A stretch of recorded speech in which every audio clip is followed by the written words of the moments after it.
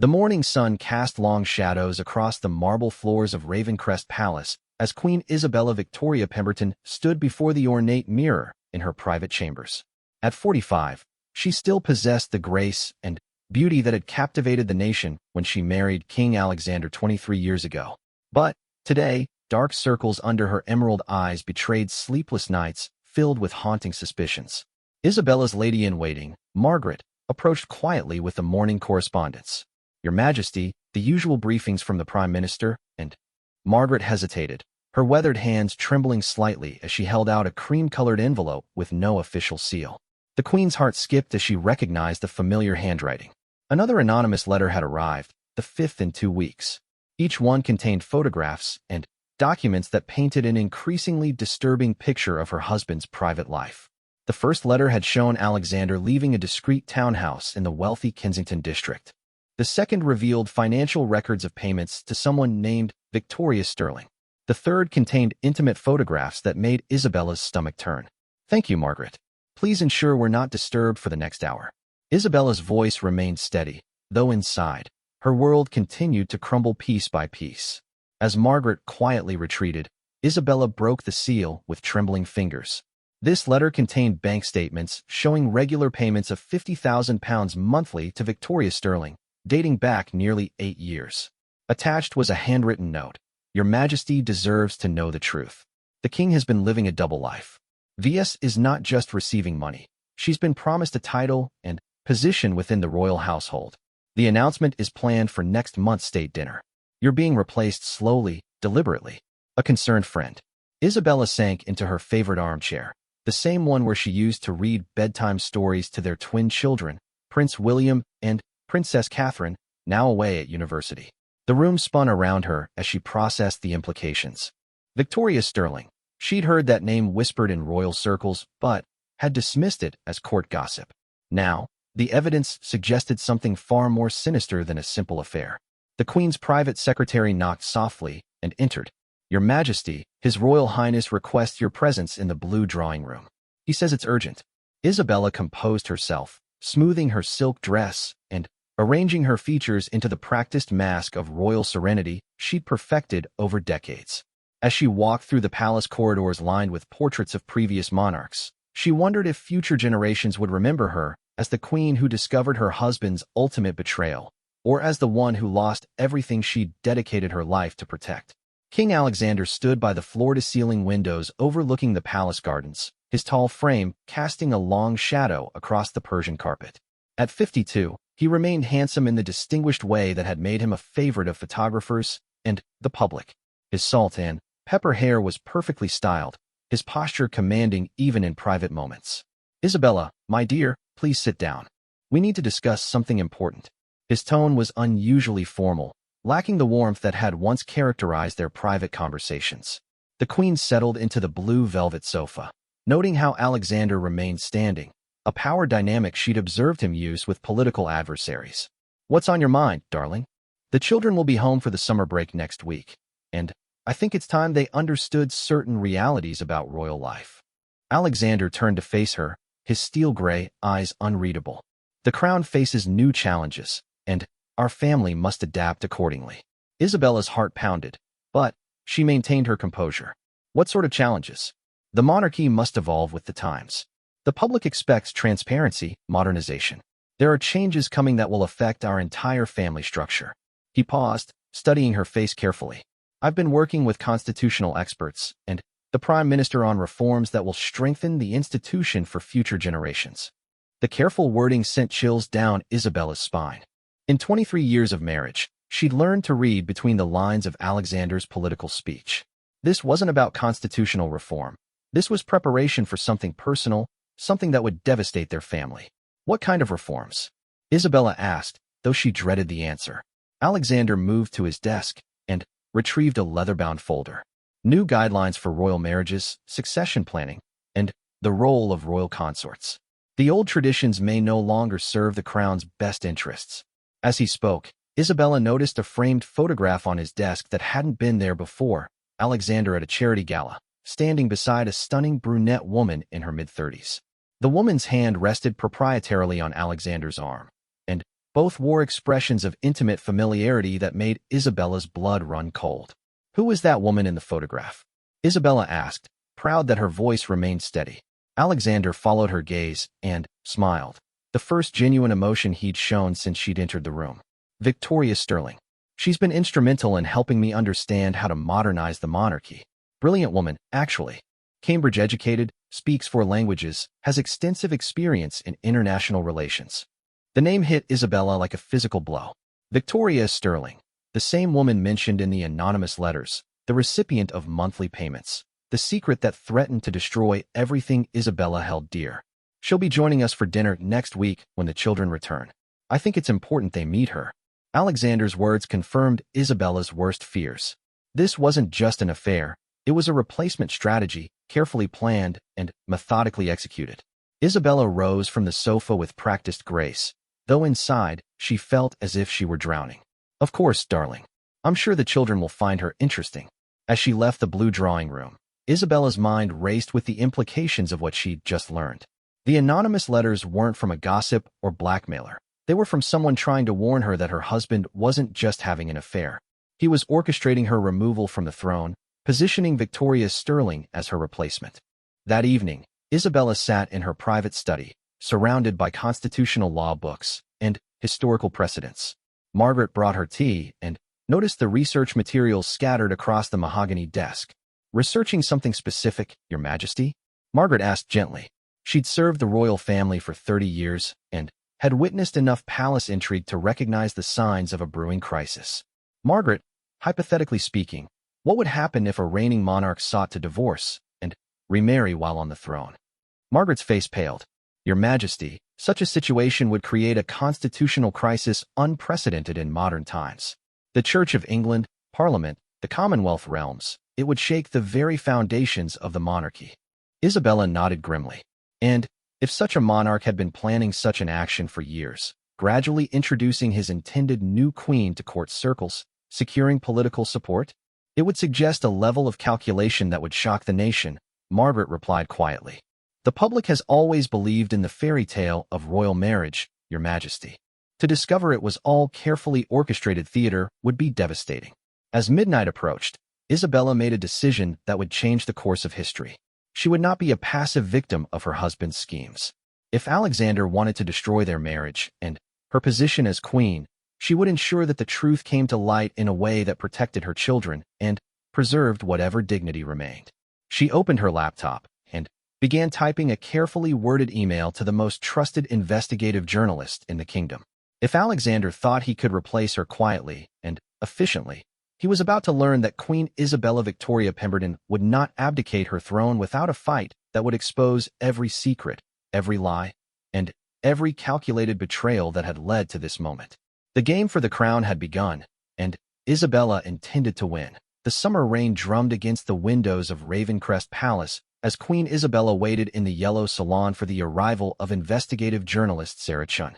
3 days had passed since Isabella's late-night email, and Sarah's response had been swift and professional.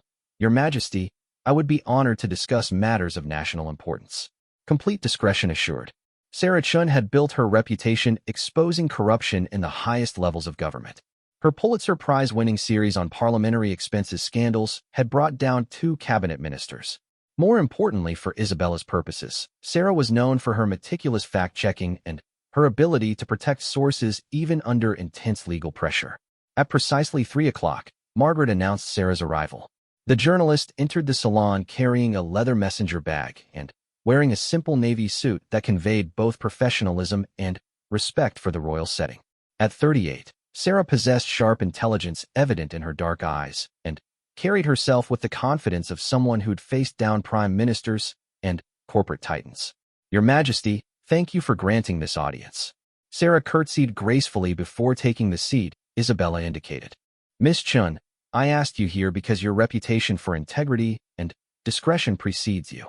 What I'm about to share with you could shake the very foundations of the monarchy, but I believe the truth must come to light before irreparable damage is done to the institution and the nation." Sarah retrieved a digital recorder from her bag, but paused before activating it. "Your Majesty, may I record our conversation?" I want to ensure accuracy in whatever story emerges from our discussion. Isabella nodded, then spent the next 2 hours laying out everything she knew. The anonymous letters, the financial records, Victoria Sterling's increasing presence in royal circles, and, most damning of all, Alexander's cryptic comments about modernizing royal marriage laws. Sarah listened without interruption, occasionally making notes in her precise handwriting. Your Majesty, these are serious allegations. To pursue this story, I'll need independent verification of the financial records and witness testimony about Miss Sterling's role in court circles. Are you prepared for the media storm that will follow publication? Isabella's emerald eyes flashed with determination. Miss Chun, for 23 years I've dedicated my life to serving this nation as queen. I've sacrificed personal happiness, privacy, and even my relationship with my children for the sake of duty. I will not allow my husband to discard me like an inconvenient political problem while installing his mistress as my replacement. After Sarah's departure, Isabella retreated to her private chambers where Margaret was preparing her evening attire for a state dinner with the ambassador of France. The irony wasn't lost on Isabella. She would spend the evening playing the perfect royal hostess while her marriage crumbled around her. Your Majesty, Margaret said softly, His Royal Highness has requested that Miss Sterling be seated at the head table tonight. She'll be introduced as a special advisor on international cultural affairs. The audacity took Isabella's breath away. Alexander was now openly flaunting Victoria Sterling at state functions, using official royal events to legitimize her presence in their lives. It was a calculated move designed to accustom the court and diplomatic community to seeing Victoria in positions traditionally reserved for the royal family. That evening, Isabella watched from across the state dining room as Alexander engaged in animated conversation with Victoria Sterling. The woman was undeniably beautiful, with the kind of polished sophistication that came from expensive education and international experience. Her burgundy silk gown was perfectly appropriate for the occasion, not too flashy, but elegant enough to suggest someone comfortable in royal circles. What disturbed Isabella most was how natural Victoria looked in the role. She conversed easily with the French ambassador about European trade policies, discussed art conservation with the museum director, and demonstrated the kind of cultural knowledge expected of someone in royal circles. This wasn't a temporary mistress. This was someone who'd been prepared for queenship. Prince William and Princess Catherine arrived the following morning, their university term having ended. At 21, the twins possessed the golden good looks of their royal lineage but had inherited Isabella's intelligence and emotional depth. William, destined for the throne, carried himself with natural authority tempered by genuine warmth. Catherine, brilliant and independent, had already announced her intention to pursue graduate studies in international law rather than take on traditional royal duties immediately. Isabella found them in the East Garden, where they played as children among the rose beds and ancient oak trees. The sight of them, so young and idealistic, strengthened her resolve to protect them from the scandal that was about to engulf their family. "Mother, you look tired," Catherine observed with the directness that had always characterized her personality. "Is everything all right?" Isabella settled on the garden bench between her children, drawing strength from their presence. "My darlings, there are things happening that will affect our family profoundly. I want you to hear the truth from me before it becomes public knowledge." Over the next hour, Isabella carefully explained the situation, watching as shock, anger, and disbelief crossed her children's faces. William, ever protective, clenched his fists as his mother described the evidence of Alexander's deception. Catherine, the family intellectual, asked pointed questions about the legal and constitutional implications. "How long has this been going on?" William asked, his voice tight with controlled rage. "The financial records suggest at least 8 years, possibly longer," Isabella replied. "Your father has been extremely careful, methodical in his approach." Catherine leaned forward, her analytical mind processing the implications. "Mother, if father divorces you and marries this woman, what happens to the succession? What happens to our legitimacy as heirs?" It was the question Isabella had been dreading. Constitutional law is complex in this area. Traditionally, children from a monarch's first marriage retain their place in succession even after divorce and remarriage. However, if your father has been planning this for years, he may have secured legal opinions that could complicate matters. That evening, Alexander announced at dinner that Victoria Sterling would be joining them as a house guest for the remainder of the week. "I want you both to get to know Victoria," he told the twins with the false heartiness of someone delivering unwelcome news. She's going to be playing a larger role in royal affairs going forward. William's jaw tightened, but years of royal training kept his expression neutral. Catherine, however, possessed less patience for diplomatic niceties. What sort of larger role, father? Alexander smiled the practiced politician's smile that Isabella had learned to distrust. Victoria has extensive experience in international relations and cultural affairs. She'll be advising on various royal initiatives, particularly our outreach to younger demographics and modernization efforts. The twins exchanged glances that spoke volumes. They'd inherited their mother's intelligence and their father's political instincts. They understood exactly what was happening, even if Alexander thought he was being subtle. Later that night, Isabella received an encrypted message from Sarah Chun, financial records confirmed through independent sources. Victoria Sterling has received over £4 million in the past 8 years.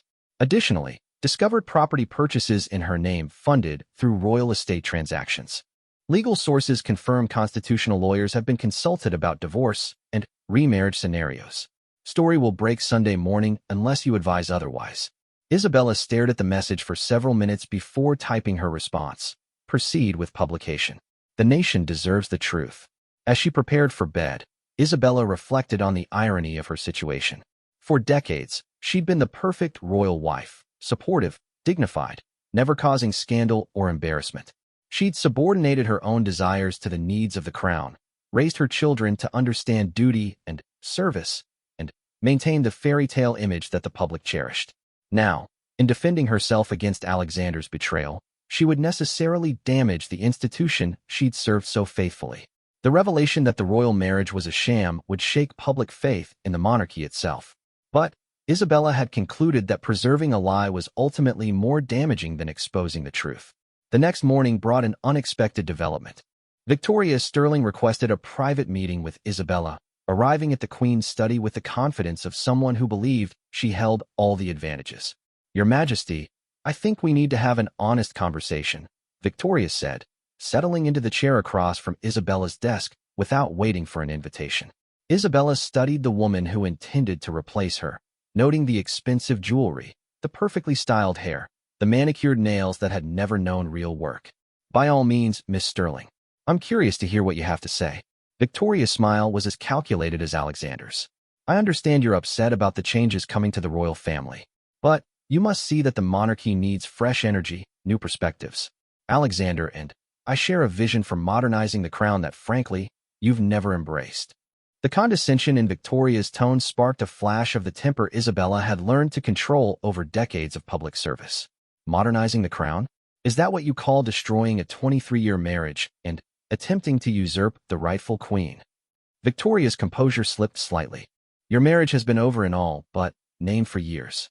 Alexander needs a partner who can help him navigate 21st century challenges, not someone clinging to outdated traditions. Isabella stood, drawing on every ounce of royal authority she possessed. Miss Sterling, you seem to be operating under the misapprehension that you have some claim to my position or my family. Let me be perfectly clear. I am the queen, crowned and anointed, chosen by God, and confirmed by Parliament.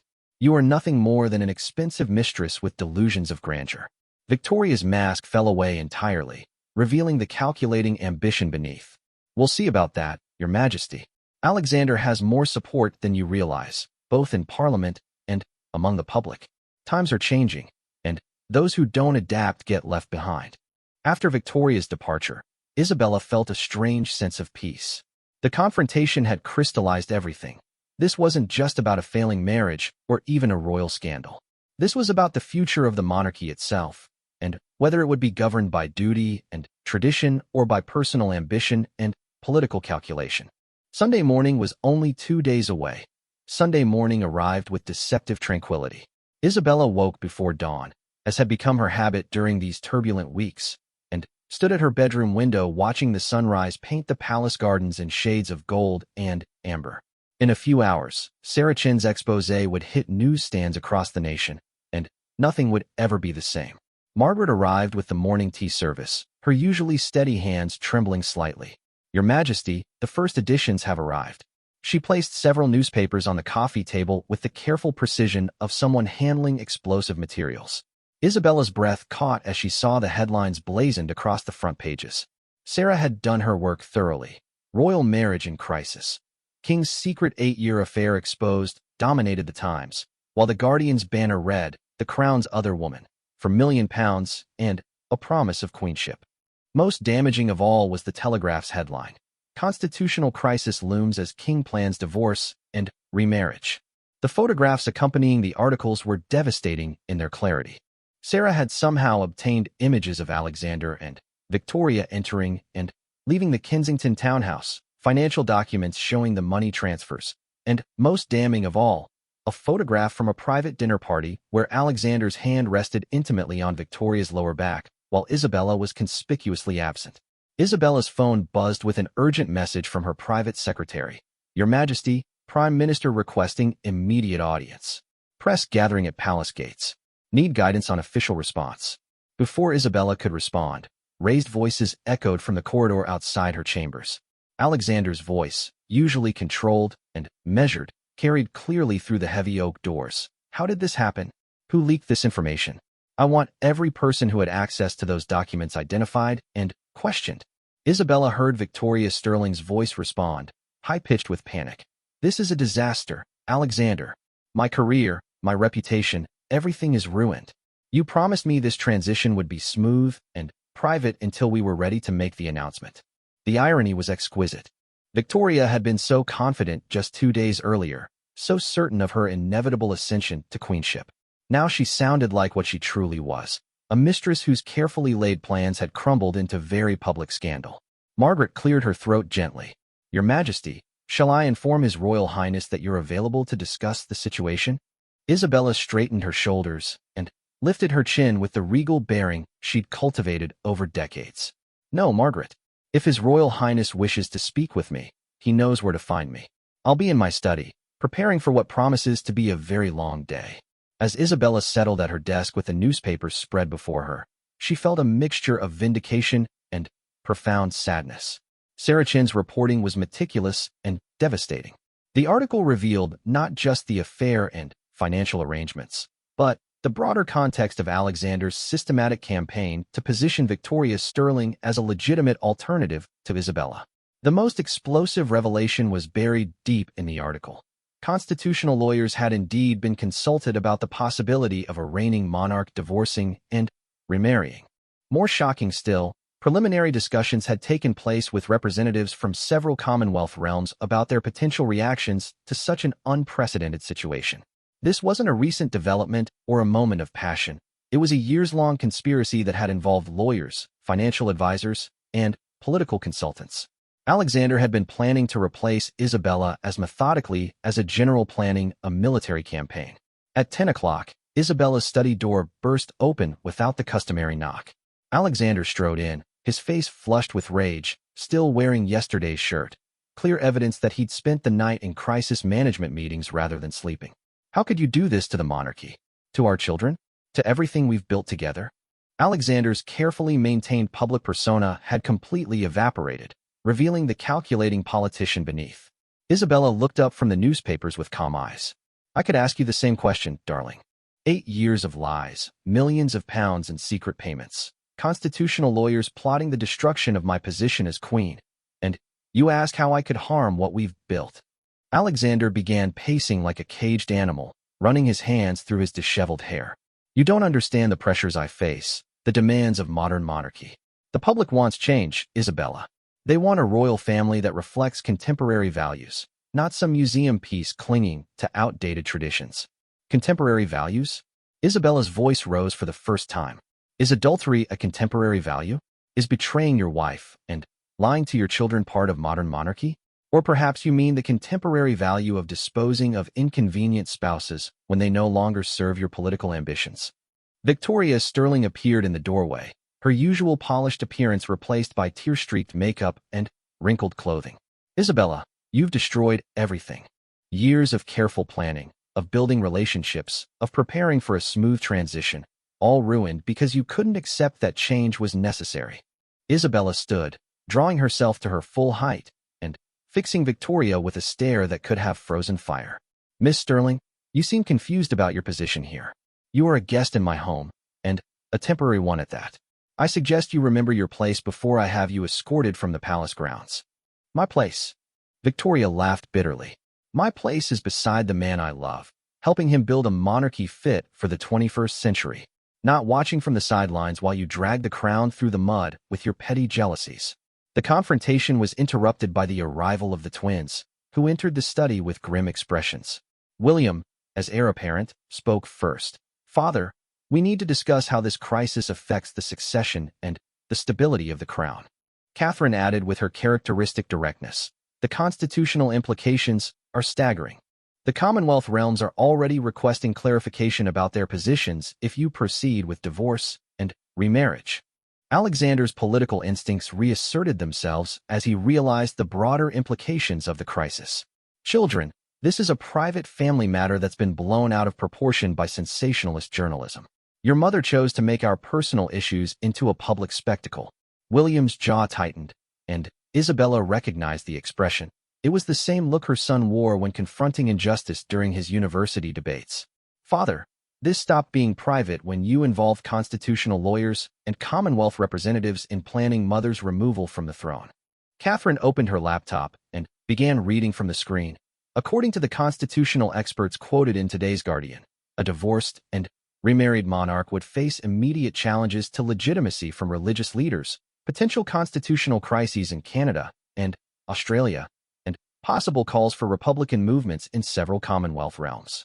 The political ramifications were becoming clear to everyone in the room. Alexander's carefully planned transition was unraveling into a constitutional crisis that threatened the very existence of the monarchy. His attempt to modernize the crown had instead created the most serious threat to royal stability since the abdication crisis of 1936. Victoria Sterling, realizing that her dreams of queenship were crumbling, made one final desperate attempt to salvage the situation. The public will understand once they see how I can serve the crown. I have experience they need, connections in international business, and diplomacy. I can help the monarchy engage with global leaders in ways that someone from Isabella's generation simply cannot. Princess Catherine looked at Victoria with the analytical gaze she'd inherited from both parents, then delivered a verdict with devastating precision. Miss Sterling, you've fundamentally misunderstood the nature of constitutional monarchy. The crown's legitimacy doesn't derive from business connections or diplomatic experience. It derives from continuity, tradition, and the sacred bond between monarch and people. You represent disruption of the most destabilizing kind. The truth of Catherine's words hung in the air like an indictment. Alexander's grand plan to modernize the monarchy had instead revealed his fundamental misunderstanding of what made the institution viable. In treating the crown like a business to be restructured and the queen like an executive to be replaced, he had threatened the very foundations of royal authority. Isabella's phone buzzed with another urgent message from her private secretary. Prime Minister arriving in 1 hour for emergency consultation. Archbishop of Canterbury requesting immediate audience. Commonwealth High Commissioners demanding clarification. Media presence at palace gates approaching crisis levels. As the magnitude of the situation became clear, Isabella felt a strange sense of liberation. For 23 years, she had subordinated her own needs to preserve her marriage and protect the monarchy. Now, in defending herself against Alexander's betrayal, she was actually serving the crown's long-term interests more effectively than she ever had as a dutiful, silent wife. The monarchy would survive this crisis, but it would emerge fundamentally changed. The fairy tale image of royal marriage was shattered, but perhaps that was necessary. The public would now see their royals as flawed human beings rather than perfect symbols, which might ultimately make the institution more relevant and relatable. Alexander slumped into a chair, finally, grasping the full scope of what his actions had unleashed. What do we do now? How do we contain this? Isabella looked at her husband, this man she had once loved completely, who had gradually become a stranger pursuing ambitions that excluded and diminished her, and felt the last vestiges of romantic attachment finally die. We tell the truth, Alexander. We face the consequences of our choices, and we let the institution we've served decide its own future. Isabella's voice carried the authority of someone who had found her strength in the midst of devastation. The crown will survive this crisis, because the crown is larger than any individual's personal ambitions. As if summoned by her words, Margaret appeared in the doorway with the gravity of someone bearing news of historical significance. Your Majesty, the Prime Minister has arrived early. He's accompanied by the Archbishop of Canterbury and the Lord Chancellor. They're requesting an immediate meeting with both Your Majesty and His Royal Highness to discuss the constitutional implications of the current situation. The moment of reckoning had arrived. The state drawing room had witnessed countless moments of historical significance throughout its 3 centuries of existence. But the emergency meeting convened that Sunday afternoon carried in weight that seemed to press against the very walls. Prime Minister James Whitfield, Archbishop of Canterbury Dr. Michael Thornton, and Lord Chancellor Lady Patricia Morrison sat across from the royal family at the mahogany table that had served as the setting for treaties, declarations of war, and constitutional crises. Isabella observed the grave faces around the table and realized she was witnessing the moment when personal scandal transformed into constitutional crisis. The 3 senior officials had clearly spent the morning in emergency consultations, their briefing folders thick with legal precedents and constitutional analyses. Prime Minister Whitfield, a pragmatic politician who had navigated numerous crises during his 5 years in office, spoke first. Your Majesties, I'll be direct. The situation we face is unprecedented in modern constitutional history. The revelation of these arrangements has created immediate questions about the stability of the crown and the continuity of government. Archbishop Thornton leaned forward, his weathered hands clasped tightly. Your Majesty, he addressed Alexander directly. As Supreme Governor of the Church of England, your position on marriage and divorce carries theological implications beyond the personal. The Church's teachings on the sanctity of marriage are not merely suggestions. They form the spiritual foundation of your authority. Lady Morrison, ever the constitutional scholar, consulted her notes before speaking. The legal implications are staggering. We've identified at least 17 areas where a royal divorce and remarriage could trigger constitutional challenges, from the succession laws to the relationship with Commonwealth realms. Alexander, who had been uncharacteristically silent since the official's arrival, finally spoke. Surely these are matters that can be resolved through proper legal channels. Constitutional law evolves with changing times and social attitudes. The Prime Minister's expression hardened. Your Majesty, with respect, this isn't about social attitudes. 3 Commonwealth Prime Ministers have already contacted my office expressing concern about their nation's continued recognition of the Crown if fundamental changes are made without proper constitutional process. The Canadian Parliament is considering an emergency session. Isabella felt a chill of realization. Alexander's personal ambitions weren't just threatening their marriage. They were potentially triggering the dissolution of the Commonwealth and the end of the monarchy as a unifying institution across multiple nations. Princess Catherine, who had been taking notes throughout the meeting, looked up from her laptop. Prime Minister, what are the specific constitutional mechanisms available to address this crisis? It was a question that cut to the heart of the matter, and Isabella was proud of her daughter's analytical clarity even in the midst of family trauma. Lady Morrison consulted her briefing materials before responding. Princess Catherine, there are essentially 3 paths forward. First, the king could reaffirm his commitment to his current marriage and constitutional obligations, ending the relationship with Miss Sterling and restoring confidence in the institution. Alexander's face darkened, but Lady Morrison continued relentlessly. Second, the king could proceed with divorce and remarriage, triggering a full constitutional review that would likely require acts of parliament in multiple Commonwealth realms and potential amendments to succession laws. And the third option? Prince William asked, though his tone suggested he already suspected the answer. The Archbishop answered gravely, abdication. Following the precedent of 1936, when King Edward VIII chose personal happiness over constitutional duty. The word hung in the air like a death sentence. Abdication, the nuclear option that would preserve the institution at the cost of destroying Alexander's reign and legacy. Isabella watched her husband's face cycle through shock, anger, and something that might have been fear. Victoria Sterling, who had been conspicuously silent since the official's arrival, finally spoke. Surely there must be modern precedents for divorced monarchs. The public understands that marriages sometimes fail, that people deserve happiness. Dr. Thornton turned to address Victoria directly, his voice carrying the authority of centuries of church doctrine. Miss Sterling, the monarchy is not simply another celebrity institution where personal choices can be made without consequence. The crown represents continuity, stability, and sacred covenant with the people. These concepts don't change with popular opinion. Prime Minister Whitfield retrieved his phone and scrolled through messages before speaking again. I'm receiving updates from our embassies abroad. The reaction is concerning. The American president's office has expressed disappointment in the instability affecting our key ally. The European Union is questioning Britain's reliability as a stable partner if our head of state cannot maintain personal stability. Isabella realized that Alexander's crisis had metastasized beyond the royal family, beyond even the United Kingdom itself. Their personal drama was affecting Britain's international standing and diplomatic relationships. How much time do we have to resolve this? Isabella asked, though she dreaded the answer. Parliament reconvenes Tuesday for an emergency session, Lady Morrison replied. Opposition parties are already calling for investigations into the use of royal funds for personal relationships. The Speaker has agreed to allow questions about constitutional stability.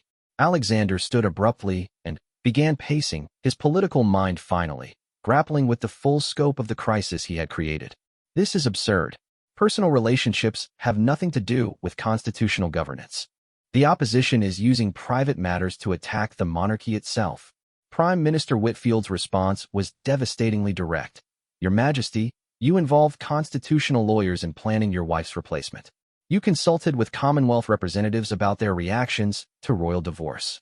You made this a constitutional matter the moment you began treating the crown as your personal property to restructure at will. The truth of the Prime Minister's words was undeniable.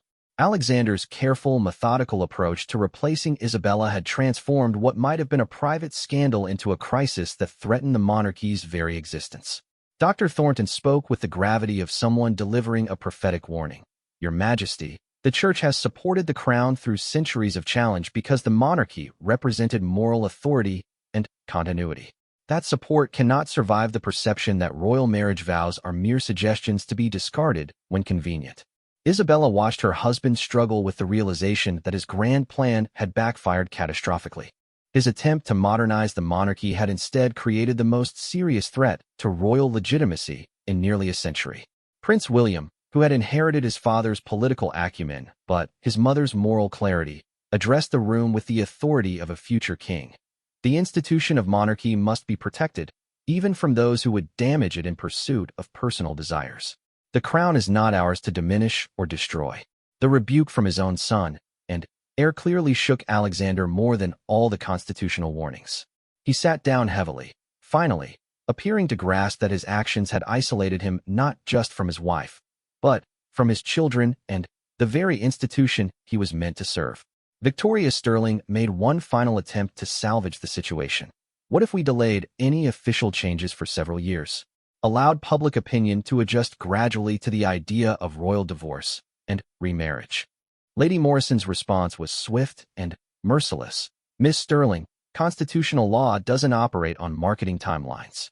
The Crown's authority derives from stability and continuity, not public relations campaigns. Prime Minister Whitfield checked his watch and gathered his papers. Your Majesties, I need a decision within 24 hours.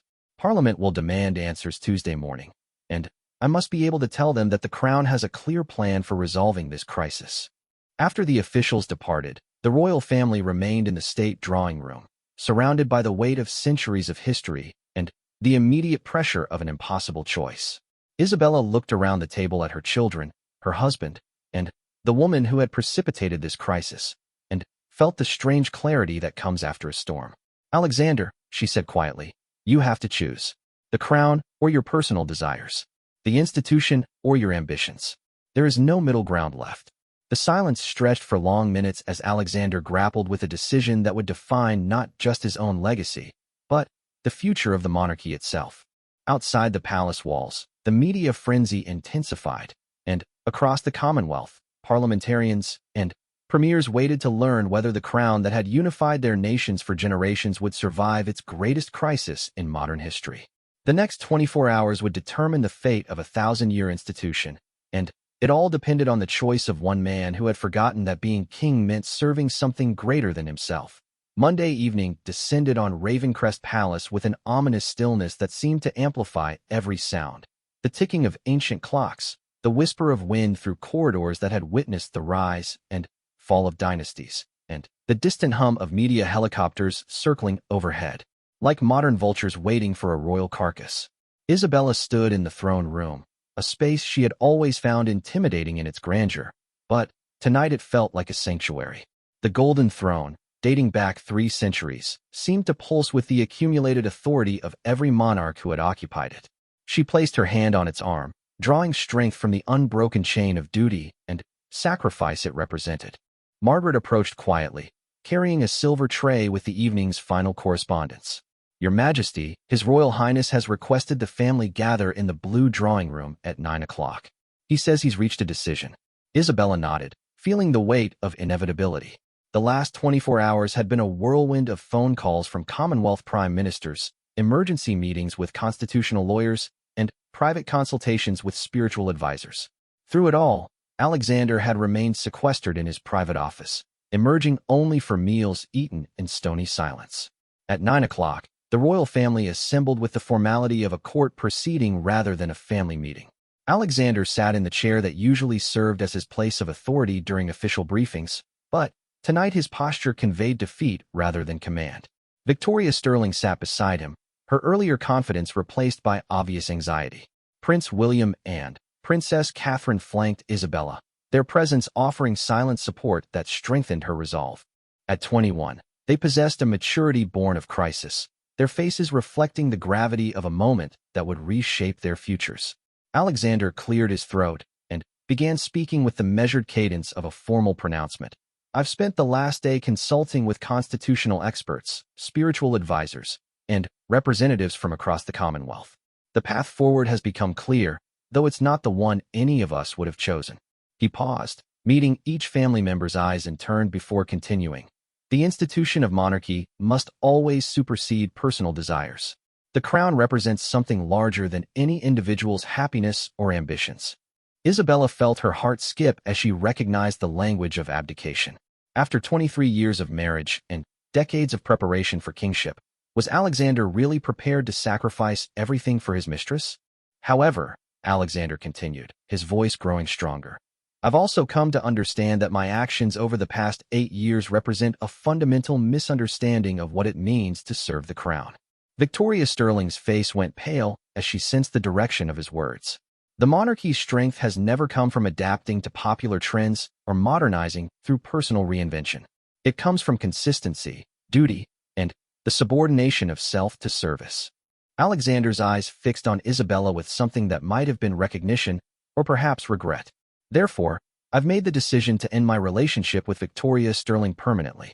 The financial arrangements will be terminated, and Miss Sterling will be leaving the palace immediately with a confidentiality agreement that ensures the dignity of all parties involved."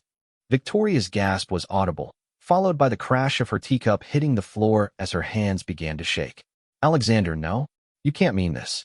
We've planned everything, sacrificed everything. You promised me." Alexander's voice remained steady, though Isabella could see the cost of his decision in the tension around his eyes. "Victoria, I made promises I had no right to make.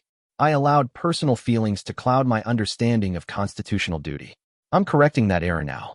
Victoria stood abruptly, her composure finally cracking completely. "This is about politics, not principle. You're sacrificing 8 years of love because some dusty old men with law books told you to preserve your precious institution." Princess Catherine's voice cut through the emotional chaos with clinical precision. "Miss Sterling, the institution you're dismissing has provided stability and continuity for over 1,000 years. Personal relationships, however passionate, cannot supersede constitutional responsibility." The rebuke from someone half her age seemed to break Victoria's last vestige of dignity. She turned to Isabella with undisguised hatred. "You think you've won, but you've destroyed your own marriage to save face. Alexander will never forgive you for forcing this choice." Isabella rose from her chair with the bearing of a queen addressing a subject who had forgotten her place. "Miss Sterling, I didn't force any choice. I simply refused to be quietly disposed of while you and my husband restructured the monarchy to serve your personal ambitions. If that constitutes winning, then I accept the victory." After Victoria's tearful departure, accompanied by security personnel who would ensure her swift and permanent removal from royal property, the family sat in silence punctuated only by the distant chimes of Big Ben marking the hours. Alexander spoke again, his voice carrying the weariness of someone who had aged years in a matter of days. The public statement will be released tomorrow morning.